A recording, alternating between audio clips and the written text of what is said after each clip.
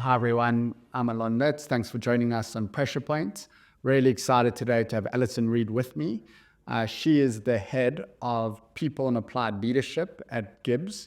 Really excited to chat to her. There's going to be a lot that we're going to unpack from performance psychology and the benefits of coaching. And with that, Ali, thanks for joining us. Hi, thank you for having me. Awesome. So I love to kick off these conversations just with giving our listeners a bit of context into your background. I think you've probably got quite an interesting and very relevant story for the topic that we're going to be discussing.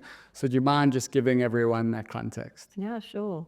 I laugh when I think back to Nick, our founding director at the business school, brought me on board to manage career development programs. And I remember thinking, but I've got the most varied and complicated career path possible.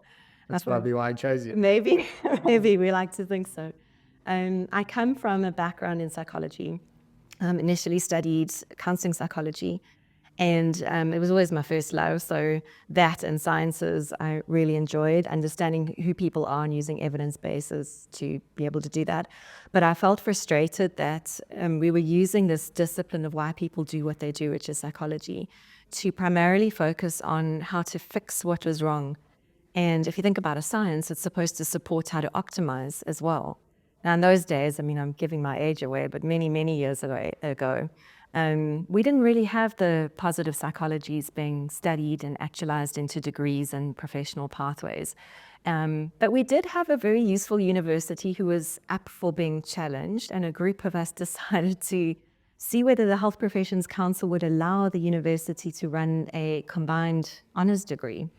Using the sports psychology department on a different campus and the psychology department, and to use both of them to look at what positive psychologies were starting to emerge, which is it was the only place that they were using the more optimal performance-based psychologies. And they allowed us to do it. So it was wonderful. We did a non-degree year in sports science and those interesting things. And then we studied sports psychology. And that brought, for me anyway, this idea of what is optimal and peak performance about, and how can we use understanding human beings in a peak performance way. So we worked with athletes and cricketers, and even then people were like, what is this? Exactly. And surely if I eat properly and train hard, then I should be all right. So this idea of visualization and using your imagination and peak performance through regulating your state and things like that were a bit unusual. But we had fun.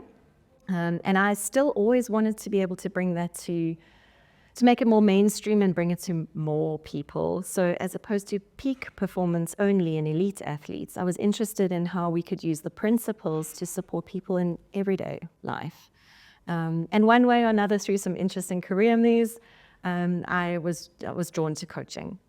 And studied coaching as a profession, and then did my master's degree in coaching and leadership, and have been working at the business school and in my own practice ever since. And it's been what a joy to see the sciences of psychology, positive performance, well-being, as well as change and learning, which is obviously what the business school is about, come to bear on every person's life and being able to help them in their own unique context, do what they need to do to thrive.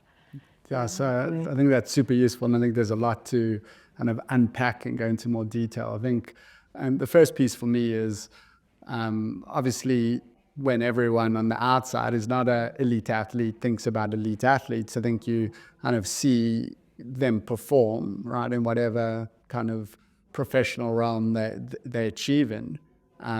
And you look at their physical ability, but you don't think about the mental side of that. So, maybe starting there, because I think that's a root of performance psychology or sports psychology, and that, segues later on into the business world. But why is that important for athletes?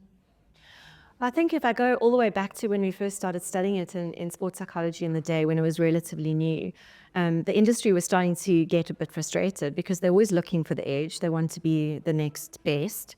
And they'd run the course in terms of what physical performance could really do. Everybody was training the same way. Everyone had the best possible trainers, physical routines, etc. And so it's almost natural that they started asking, well, what about the mind? And is there something to be said for those who perform better with the same training routine and the same physicality and muscle building?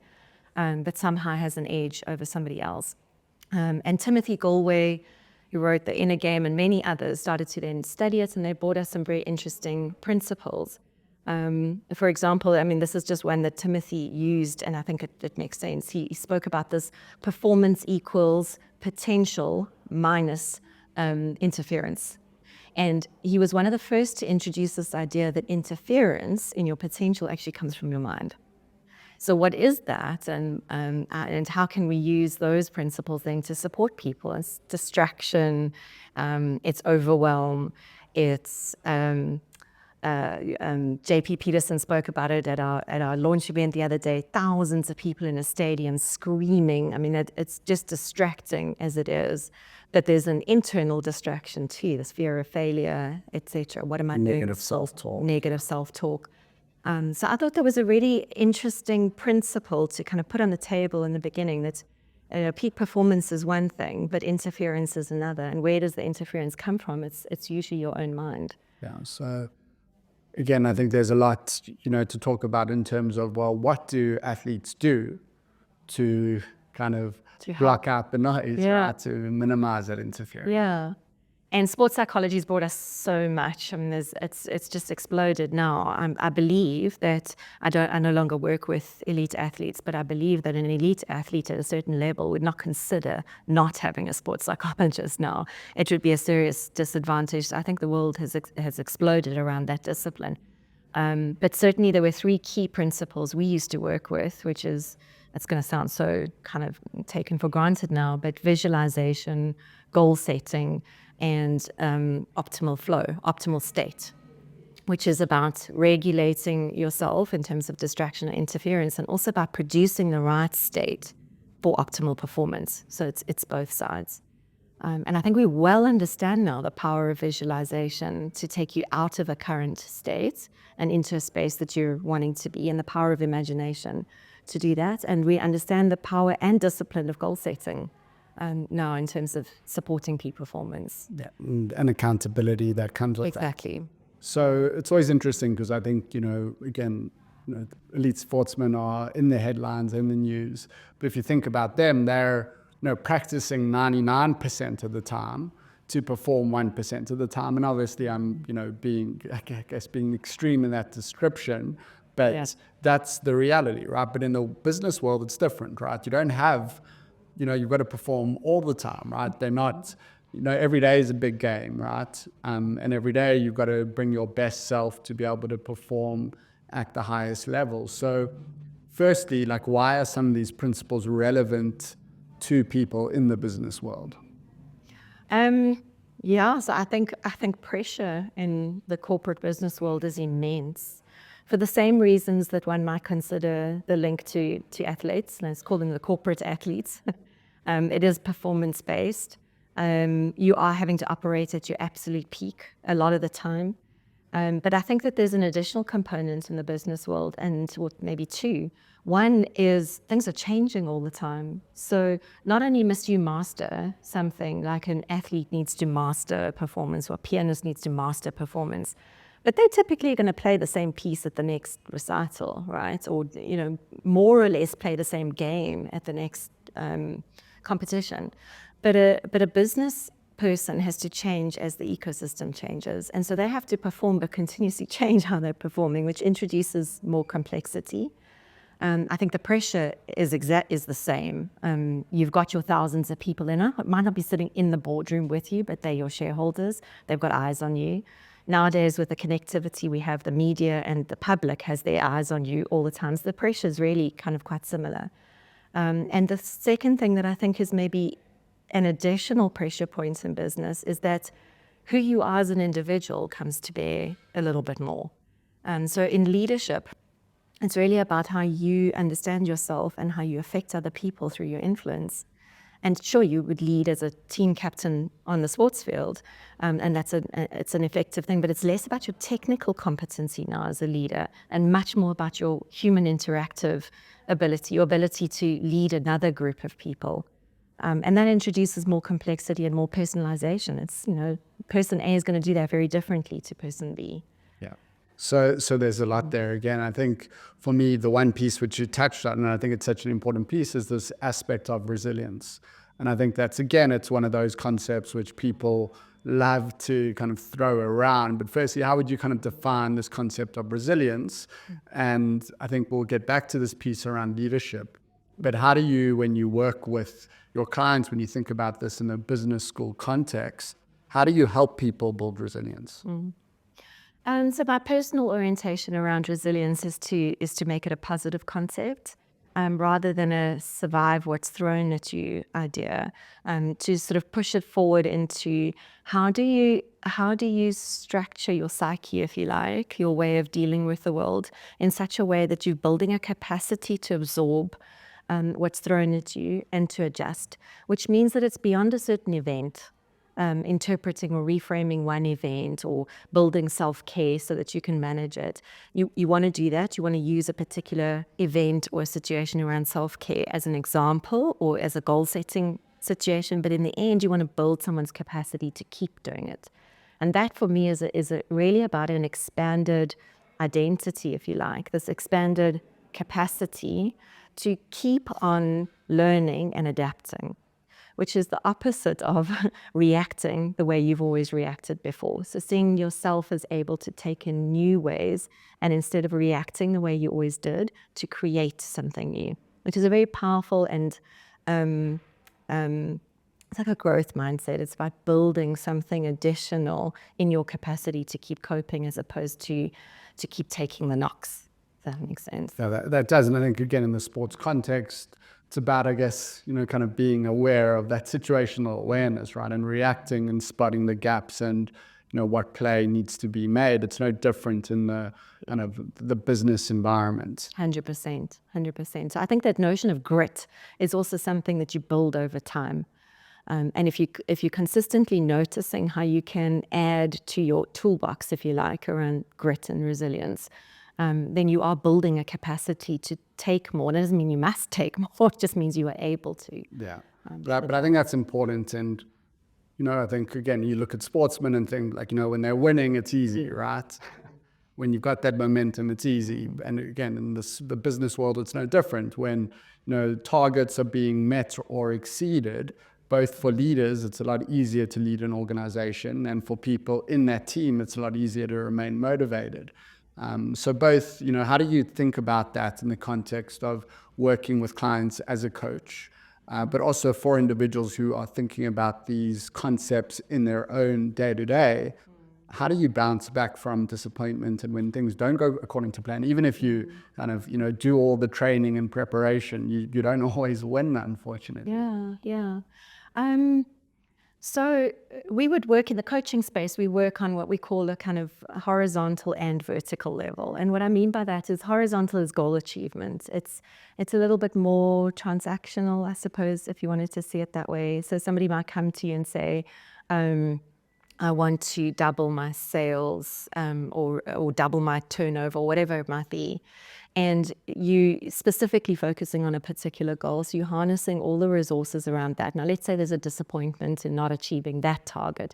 You're very focused on the why, on the motivating factors, the enablers around what is important in this goal for this person. And that is more important in some ways than the actual goal. So it's, why is this disappointing? What meaning does it have for you? What are other ways to achieve it? How can we shift perspective? That's a reframing. Let's unpack what happened there, go back and learn again. So if you think about the sorts of things I'm emphasizing, you're really focusing on a human being's capacity to learn, develop, reflect on what happened, discover meaning in something, as opposed to the be-all and end-all is the doubling of the sales. And that takes us into the more what we call vertical space, which is all the time that you're working with somebody on a goal, you're helping them to become a more integrated, whole, well person, which means you may also be working on acceptance. You might also be working on somebody reframing what they thought was meaningful for them. And as they're doing the work around a goal, something else becomes more meaningful. And that's fine. You're not rigid and fixed around a particular goal. You're saying this person is learning about themselves. And I think in that you are helping people to become more friendly, if you like, with what life throws at them, and with the fact that disappointment is a part of life. It's also a part of growing and learning. Now, that makes a lot of sense. And I think, again, a lot of what you're saying comes back to those concepts that you mentioned up front in sports psychology. Emotional regulation plays a part, right? When things go wrong, how do you react? And the concept which you also keep on emphasizing of continuous learning, right? Like, well, things didn't go according to plan. What can we change, right? And take and move forward with. And again, the concept which we often speak about from a performance psychology perspective is a high agency mindset. Yes. And I think that's obviously something which is important, right? You're not a victim of your circumstance. And maybe what's worth doing, I think, with a kind of lens of coaching, firstly, because I think, again, coaching is something that we kind of throw around as a term. Do you mind just kind of setting the scene, level setting, what is coaching, really? Yeah, sure. It is used a lot, and the terms are used very interchangeably. So honestly, my flippant answer is it depends who you ask. But I think the way coaching is meant to be understood is helping another person to do what they want to do. And if I think right back to the origin of the word, it came out of a Hungary city, a city in Hungary called Cox, which is about where the first horse-drawn carriages called coaches were invented. Okay. And so the idea around this piece of technology at the time was something that could take you from point A to point B. There's your coach, point A to point B. And it was adopted quite rapidly after that by the tutoring world in academia, where a student might be struggling and they wanted to help that person to get across the line. And so they might not be passing. How do we help them get across that line? And more or less the same time, the coaching world also, the sports world started to use the term coaching. In both of those contexts, it was really about using what people understood to work, their knowledge, their experience, to walk someone across the line or walk somebody through a technical process of learning how to play rugby better, or whatever that was on the sports field.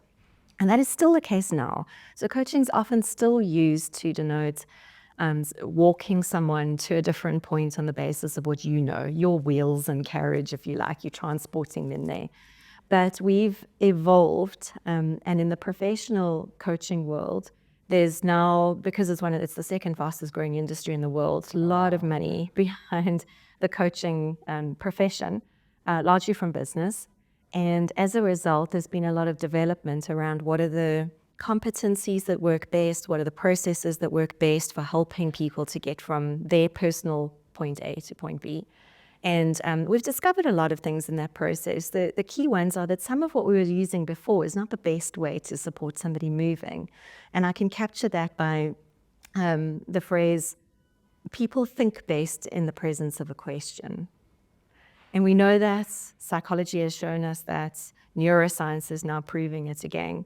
And so if you tell people how to go from point A to point B, you create a lot of noise for them. If you ask the right question, their mind starts to think about what their point A and their point B is.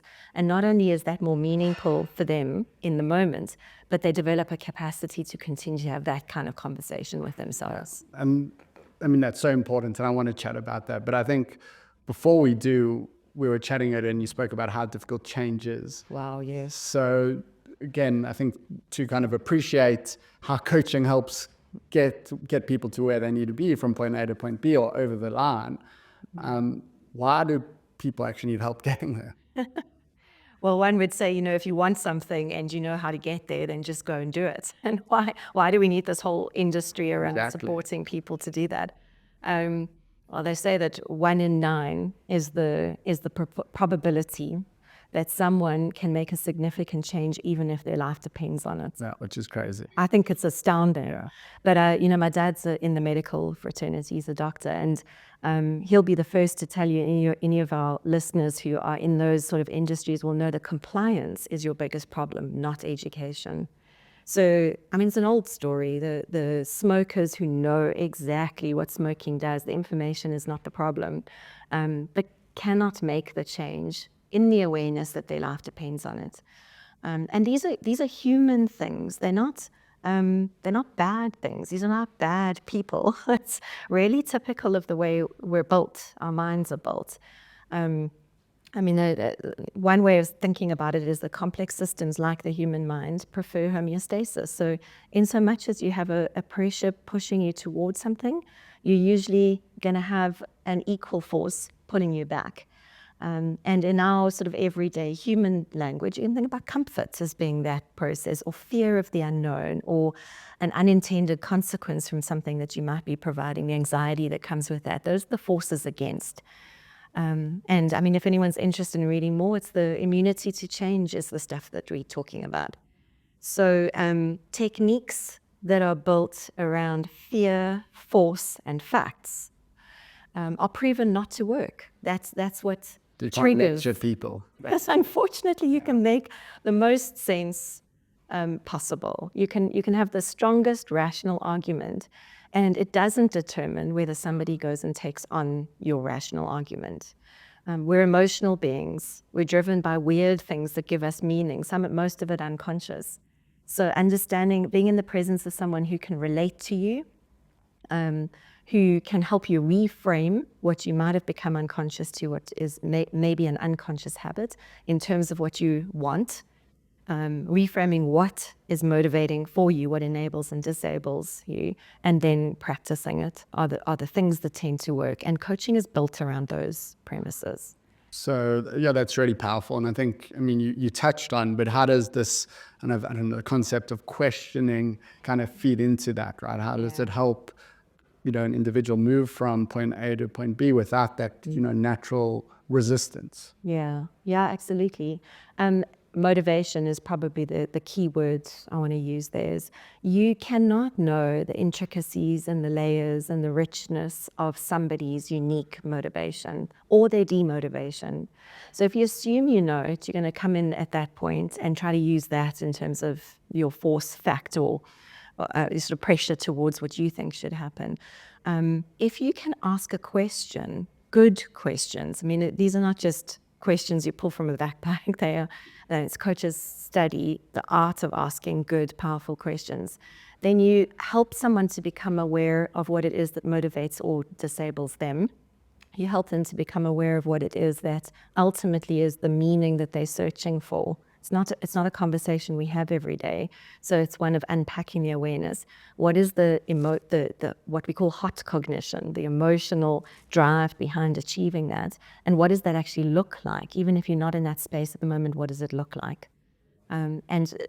Visualization, I'm looping back to the sports psychology principle, is powerful because we know that you activate the same pathways when you visualize something in detail. As long as it's an accurate, detailed visualization, you activate the same pathways as if you were actually doing it. So if you continuously do what you've always done, that's Einstein's definition of insanity. Expecting a different result from that space is not going to happen. But the question is not to keep unpacking and analyzing what that is, but to ask the question, what is it that you really want? What does that look like? What does it feel like? What is motivating for you? What is meaningful for you? So a lot of it's about that journey of discovery, right? And I guess your coach is there to help individuals get to that underlying answer. Discovery is one part. So I think that's awareness of your current state and awareness of what you might want. But questions are also used in other ways to drive movement, to drive accountability, to drive So it's practice. not just about dwelling. Yeah, absolutely. Awareness is half the struggle. Yeah. Okay. And you touched on, again, this concept of positive visualization, and you mentioned, I guess it's got to be in detail. So what does that mean? Is it someone, practically, if you're sitting here with a client and, their goal is, I don't know, I want my revenue to double. Is it as simple as that positive visualization, or do you go deeper through that journey? Well, what are the steps that you need to take? What are the, how do you help someone achieve that goal? Yeah. It's going to sound a bit simplistic, but it's quite powerful. It's something that people can do instantly today, is the why questions. Ask yourself the question why at least 5 times. So when you think you've got to the most logical answer, you're pulling out of memory, not so information. Like a 2-year-old, basically. Basically, yeah, 2-year-old, and keep playing with the idea. But you're a 2-year-old unpacking the same notion. And maybe I can use an example that happens in my coaching practice quite often. When you start with why do you want something, let's say it's revenue, sales, to empower your team more, whatever it might be, and you say, why do you want that? You can ask that question in a variety of ways. What will it bring you? What will you have as a result? What will you feel? What's happening around you? What is going on for you? What's enabled for you as a result of whatever it is that you're looking for? I have very seldom ever in my practice landed at a point with a coaching client where they're still saying, I want the revenue. Because where it takes you is almost inevitably to some meaning associated with this goal that way surpasses the goal.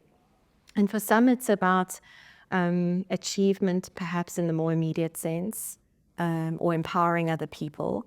For many, it goes even further than that. And you land up at a space where folk are saying, there's an experience of life I want. And that experience feels like joy, peace. I mean, I'm not being metaphysical here. This comes out of my revenue-seeking coaching clients.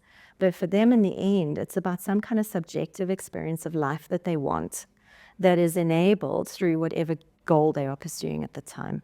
And when you can connect to that, the goal becomes not only possible, but it's situated in something that's motivating, aspirational, and much bigger. So even if the revenue goal changed, the bigger goal remains, if that makes sense. So I guess that's how you use the why to really get to that underlying goal. But you're visualizing more than, let's say, literally a visual picture in front of you. You're actually visualizing an emotional experience. Okay. What does it feel like? Okay. And is it about how you get there, or is it about, what is that ultimate feeling that you want to achieve? That's your starting point. Okay. And then so what are all the things connected to that? And one of the things that kind of exploration opens up straight away is multiple pathways to the same thing. And then you're choosing, as opposed to thinking, I must do the same thing I was doing yesterday, but bigger, better, faster, more, which is often devoid of kind of joyful feelings, motivating feelings. And, I think often people just think that, I'm so busy, right? How do I don't have the time to kind of take this step back to think about these things, right? Just because I've got all these deliverables, there are all these things that I'm meant to achieve, and how am I meant to prioritize a conversation? Or, why do I need to think about what revenue I need when I just know I need revenue, right? So how do you convince people, right? Or people that are listening that are thinking that oh, that sounds great, but I just don't have the time. I just need to deliver. I don't like to convince people, because I think you've got to be motivated to do it for yourself. What I like to do is to give someone the experience of a conversation that works that way, and then say, would you like more? And very few people have gone through a coaching experience and not wanted more. They do battle with the time, but once you've got the experience of slowing down so that you can sense make in a better way, so that you feel better about the sense making you're doing, and suddenly there's a little bit more energy released around what you need to accomplish, but you're also happy about it in the greater scheme of your life, very hard to say no to that again. But coaching is based on the principle of self-directed agency and motivation. So one wouldn't want to persuade them. One would want to invite them in to experience it, and then say, why wouldn't you want more of that? That makes sense. And I think it's also, it goes to your point, right? Well, you're doing these things, and maybe it is time out, but it's helping you be better, right? So yes, it's an hour out, but your hours outside of this hour that you take out are going to be more productive hours. Yeah. And I think that's also something which people often lose sight on, right? What are you doing? Everyone feels like they're under so much pressure that you can't make the time for all these things that are actually going to help you handle the pressure better or perform better. And then ultimately it becomes a bit of a downward spiral. Yeah. Look, it's a reality. And the thing is, with empathy, my life feels the same. It is really hard to juggle the plethora of things that are now accessible and therefore expected of a person. Even the more accessibility to how to live a whole life has become a bit of a pressure, because now you should be balancing everything, and there's quite a lot in that wheel of life you should get right. So it's a lot.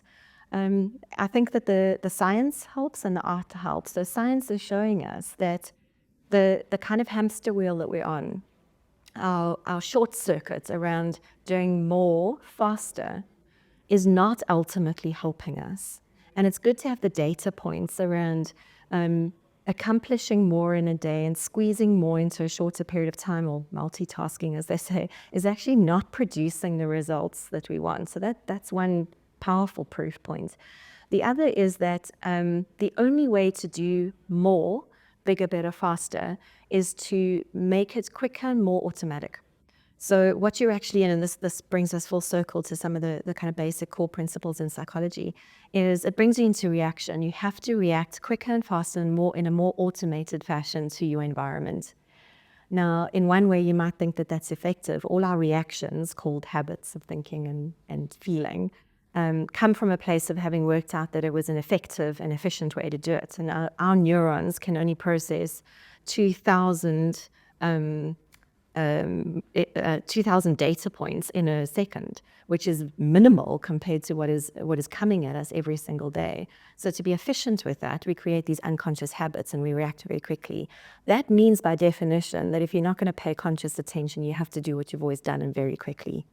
So it's the antithesis of deep processing, of reflection, strategic thinking, creative thinking. I mean, all of these processes are the things that we need to challenge complexity, and we cannot do them with the amount of time we're giving our mental processes.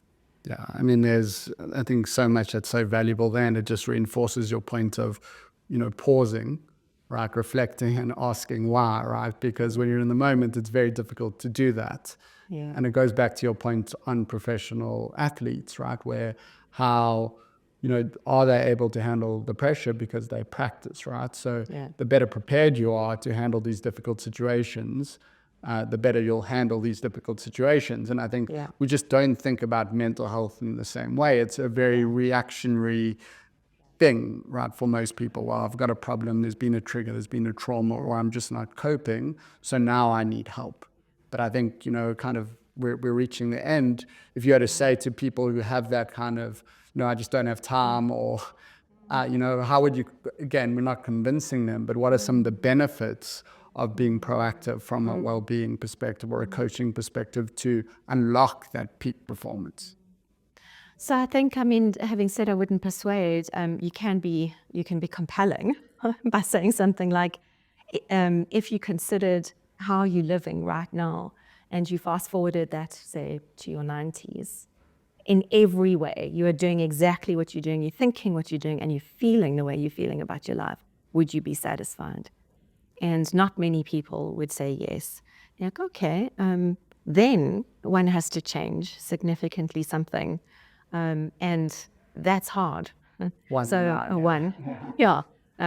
how would one do that? And if you rush into your next day thinking one day, I'll park it and I'm sure it'll emerge, then that's wishful thinking. We call it hopium, not real life.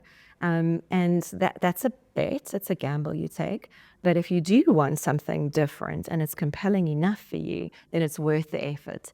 And in some ways, I'm also saying that the way we've seen ourselves and how we've become over time is very small version of the general potential and capacity that we now know exists here.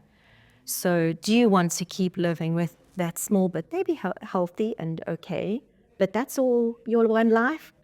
That's what you reduce subjective well-being and an experience of performance to. That's okay, no one's judging, but this is possible. Yeah, so I guess it's about the art of the possible and unlocking that. Yeah. And I think that's probably the perfect way to end it off. And yeah, Ali, thanks so much.